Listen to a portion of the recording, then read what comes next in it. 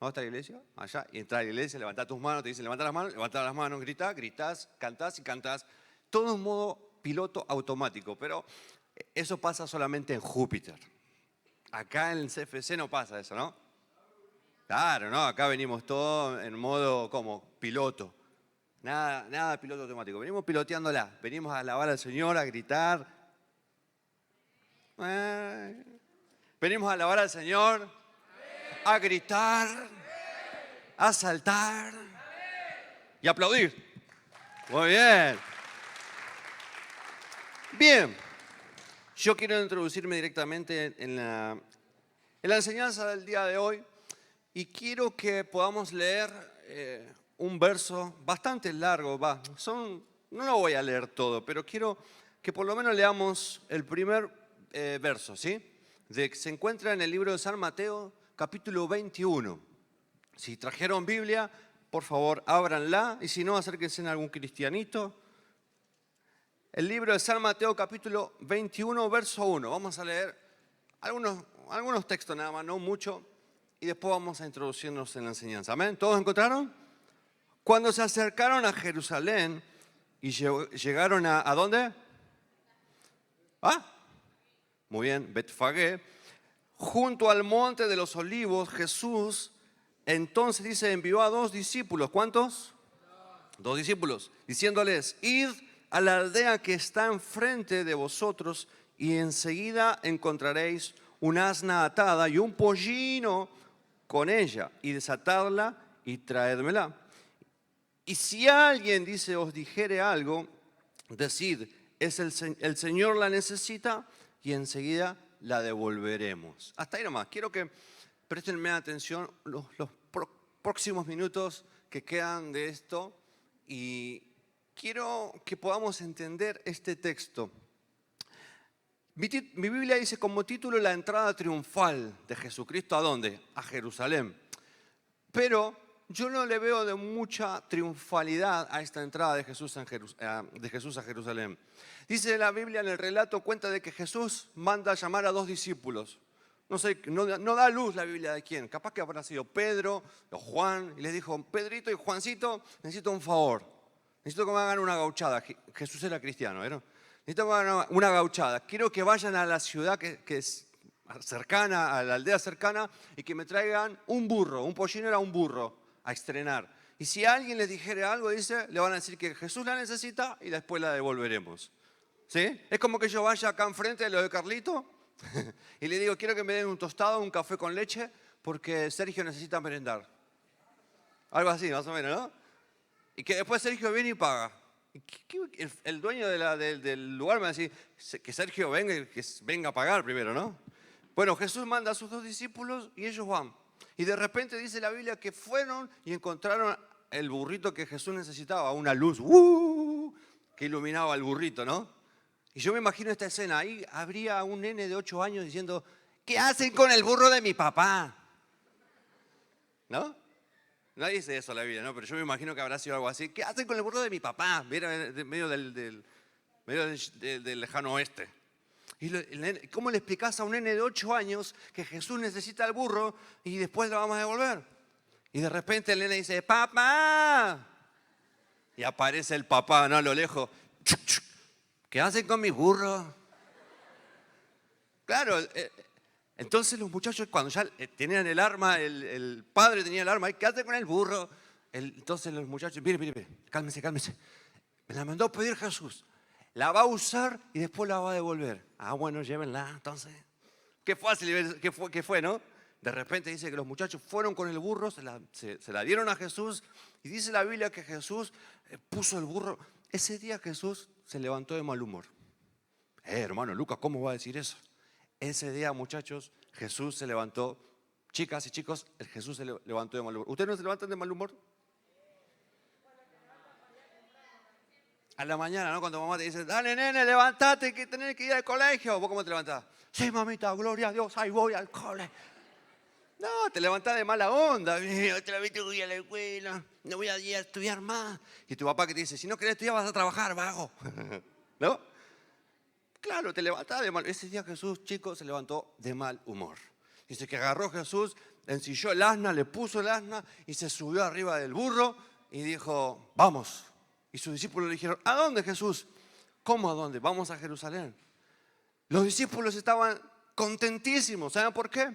Porque creían que Jesús iba a empoderarse de Jerusalén, iba a sentarse en el trono. Pero Jesús tuvo 3 años enseñándole a los discípulos que su trono no era terrenal, era un trono que es celestial.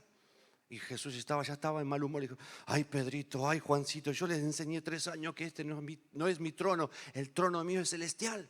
Y entonces ya embarcaron y fueron a Jerusalén. Los discípulos estaban felices, estaban chochos. Y dice la Biblia en el relato de que cuando Jesús iba entrando a Jerusalén, la gente le tiraba, ¿qué?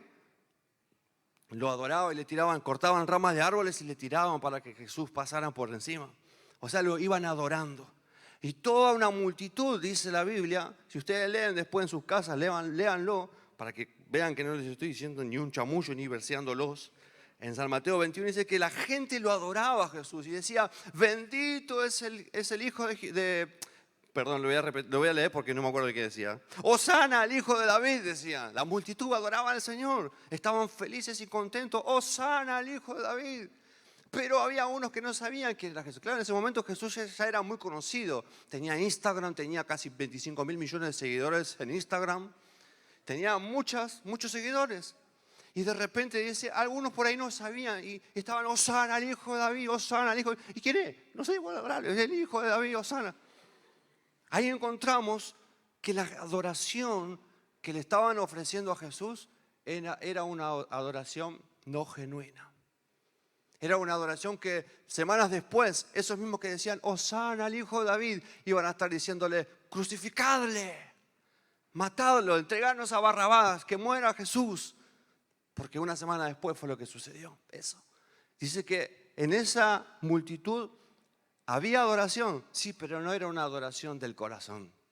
Era una adoración muchas veces como protocolar, ¿no? Cuando te decimos, levantá las manos, ¿y vos qué hacés? Adoramos y adoramos.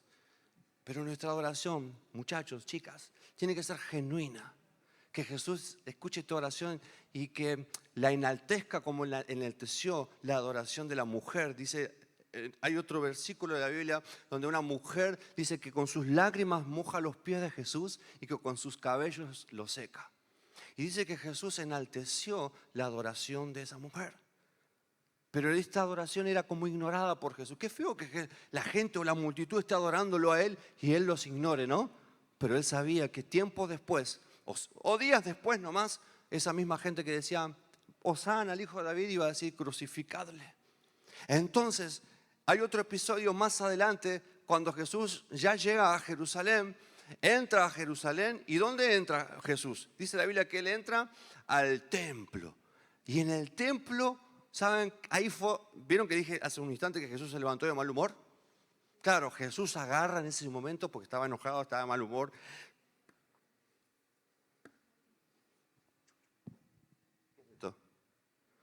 Muy bien, vieron la película, van a ir al cielo ustedes. Claro, Jesús se puso re loco porque entró al templo y vio que había mercaderes que estaban vendiendo, estaban haciendo un desastre. Jesús se enojó y dice que entró irrumpiendo al templo y dice que les tiró todas las cosas. Se convirtió en un chaquichán. ¿Chaquichán era? Sí, bueno, en eso. Y por ahí andaba uno en 4 patas así y Jesús le hizo... Lo puso en el mástil de la bandera, ahí enojado Jesús estaba.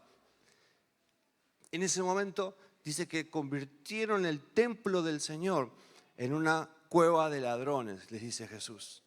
Escuche, la casa de oración, decía Jesús, tiene que ser casa de oración y la convirtieron en cueva de ladrones. Encontramos una casa que tendría que ser casa de adoración, ¿y qué era? No tenía nada de lo que tenía que tener. En la adoración de la multitud, ¿había adoración? No, no había nada. En la casa del Padre había oración, no había nada. Y después de Jesús haber hecho un destrozo que hizo, dice que se va. El tipo canchero, ¿vieron? Rompe, es como que yo, no sé, venga acá, le rompa todo, le tira la batería a Juli.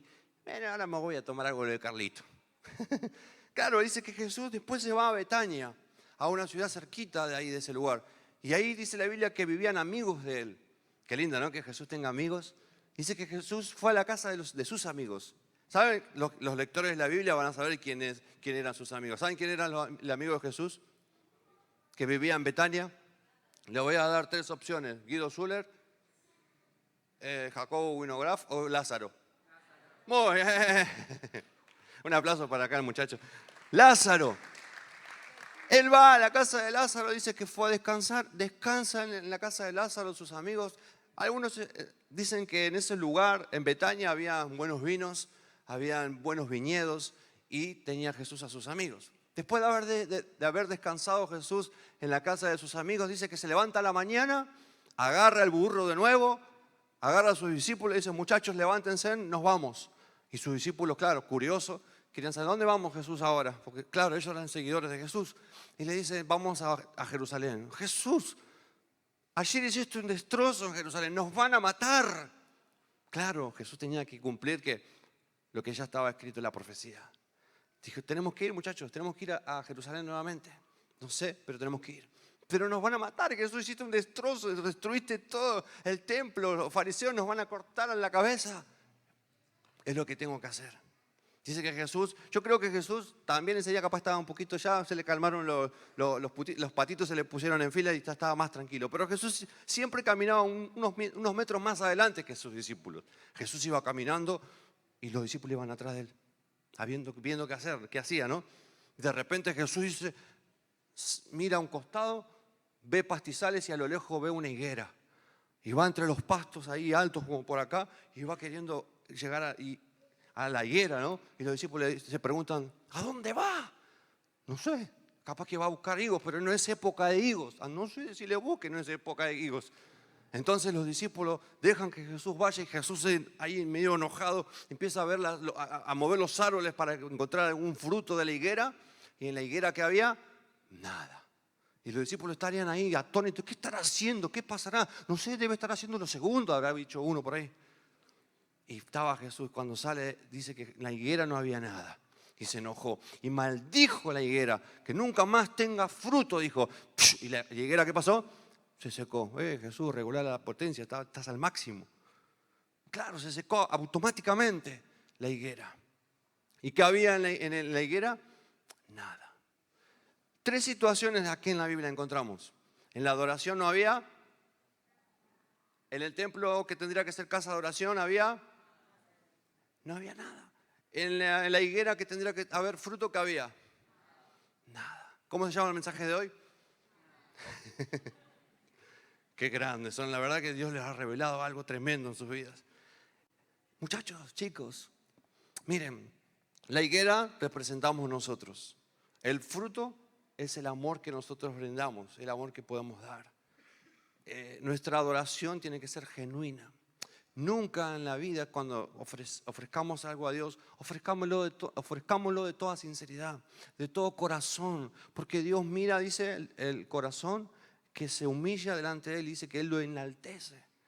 Yo siempre dije que Dios está empecinado en hacerte famoso o en darte fama, pero no fama para que vos sumes seguidores o like en Instagram o en Facebook, sino ¿sabes para qué?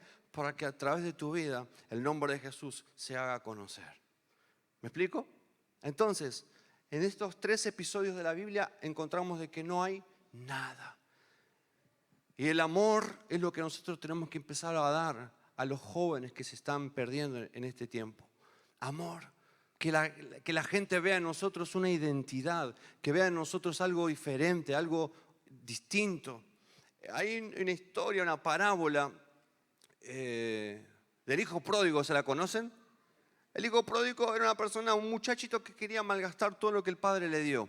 Le dijo, papá, quiero que me des todo lo que me pertenece y me voy a ir lejos. Deshonrando a su padre, agarra todo lo que él tenía y se va.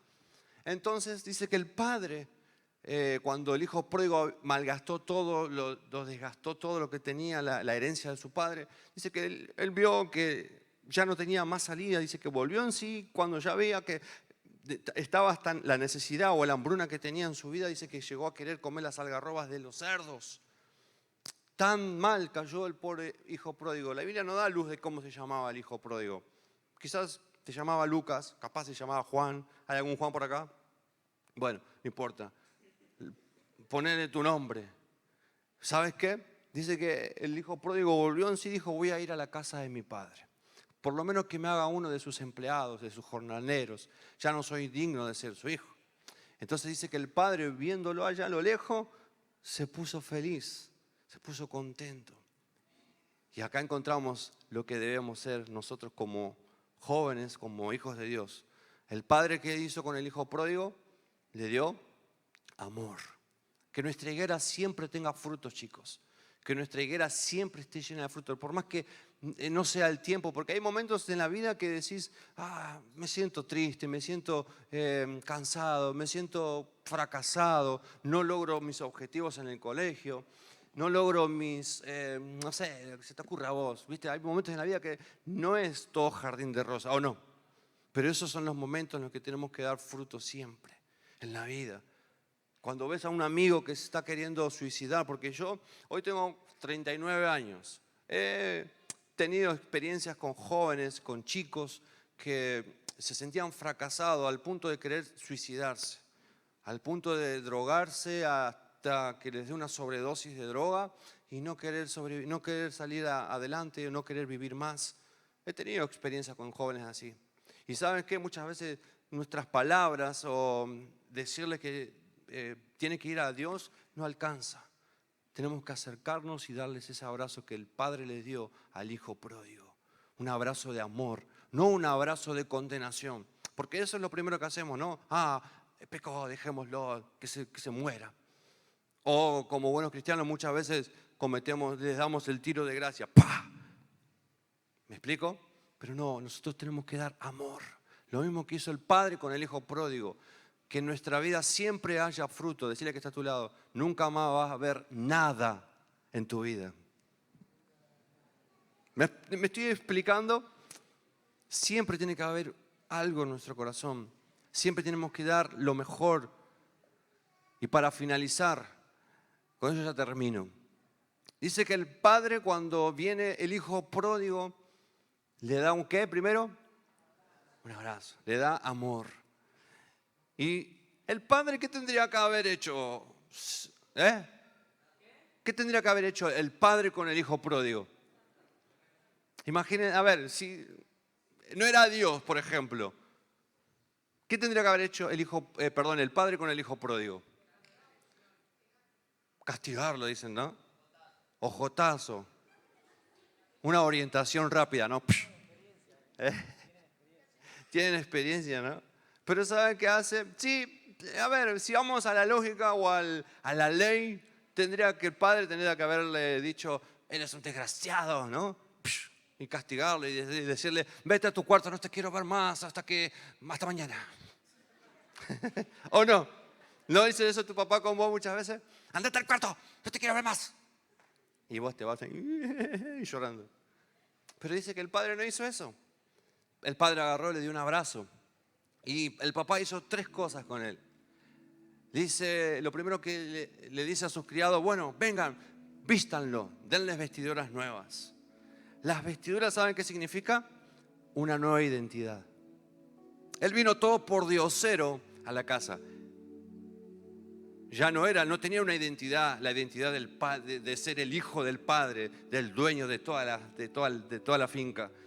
Sino que como vino así, todo sucio, imagínense, vivía entre los cerdos, tendría un olor a cochino. Así vino, y lo primero que el padre le da, ¿qué es? Identidad. Lo segundo que el padre le dice, pónganle un anillo. ¿Saben lo que significa el anillo? Autoridad.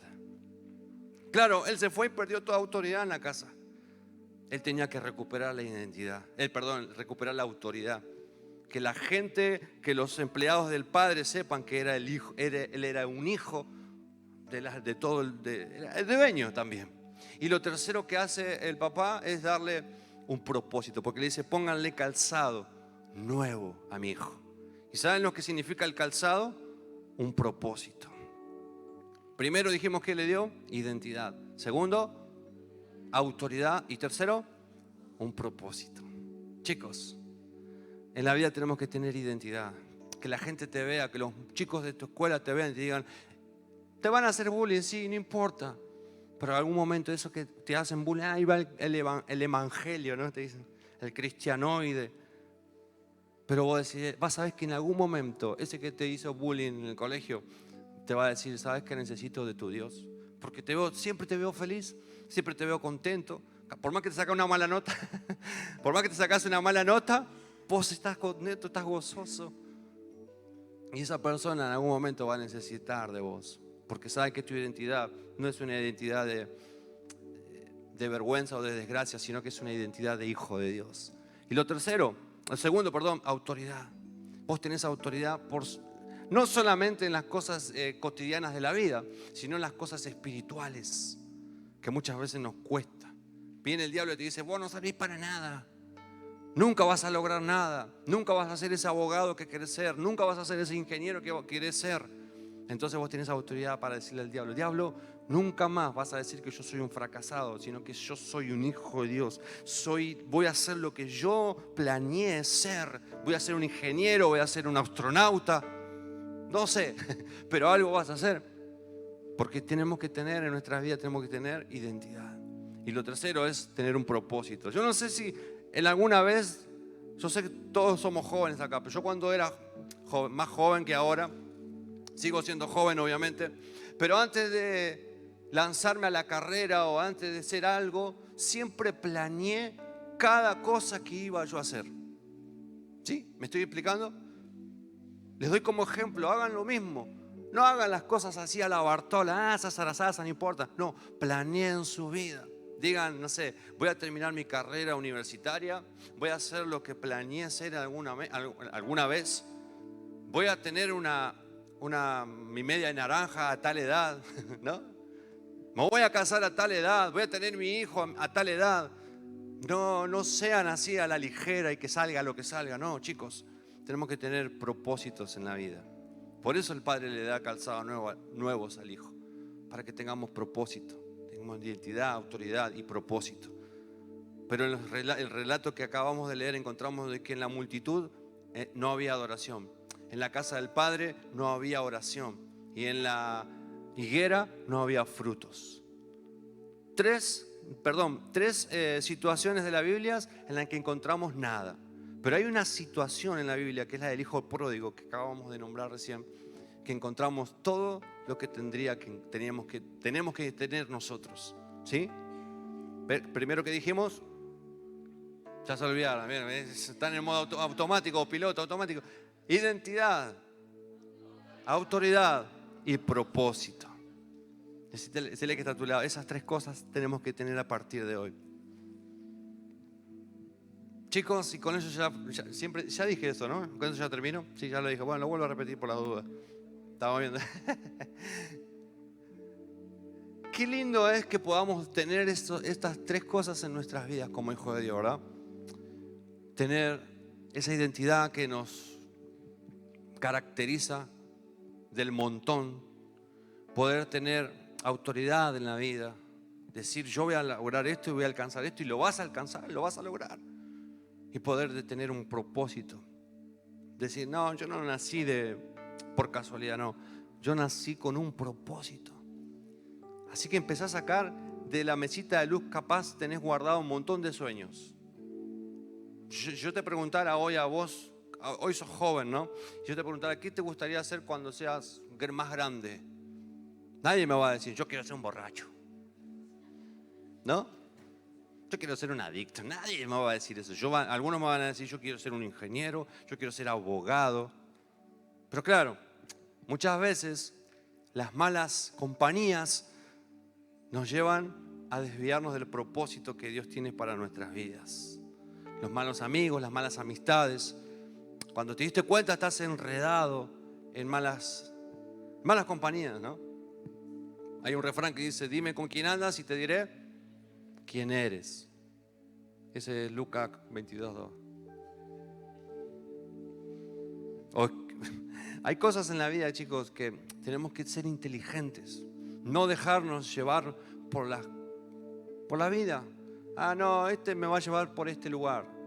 Pero si te juntás con gente con identidad, con autoridad y propósito, yo te puedo asegurar que te va a dar un vuelco tremendo. No vas a ser uno más del montón, sino que vas a ser uno del montón, el único del montón. ¿Me explico? Yo quisiera que podamos orar y que podamos entender que este tiempo tiene que ser un tiempo para dar.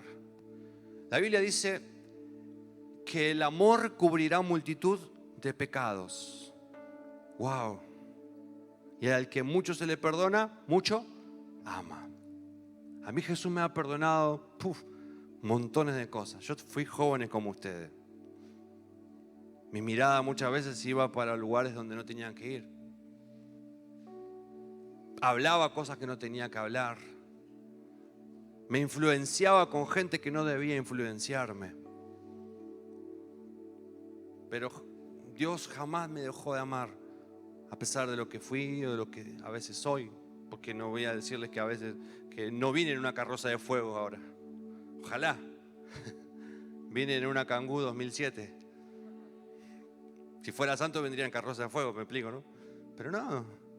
Todos tenemos debilidades, todos tenemos momentos de dificultad, todos tenemos etapas de la vida en las que queremos dejar todo, abandonar el barco. Pero si te bajas del barco y si te hundís, la mano poderosa de Jesucristo siempre va a estar ahí para decirte: hijo, no temas, no temas, yo estoy contigo. A mí me gustaría entrevistar un día a Pedro cuando llegue al cielo y decirle: ¿qué sentiste cuando caminaste sobre el mar y te empezaste a hundir? Claro, Pedro empezó a mirar la tormenta, todo, y se empezó a hundir.